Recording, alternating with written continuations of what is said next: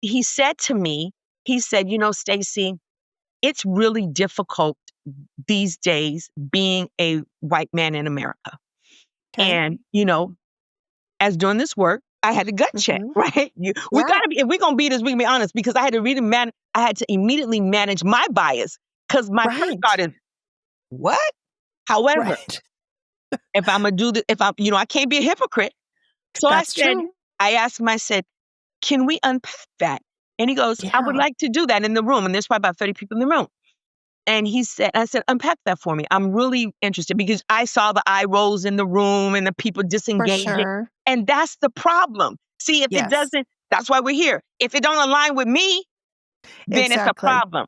Yep. And I'm not going to let that happen in my space. Yeah. So he said, well, I've been, racially discriminated against. And I said, please share your story. And he said, Yeah. I went out to be a firefighter and Okay. I wasn't hired. And I said, okay, what happened? And he said, well, they were doing some type of affirmative action thing. So they were hiring Black and brown people. So I Ugh. said, can I stop you now? He said, Mhm. yes. And I said, we put our community agreements because I wanted us to have Yeah. healthy. So we put some community agreements on the floor. And I said, your statement was you were not hired and they hired Black and brown because they were doing some type of a quote affirmative action. Did it ever dawn on you?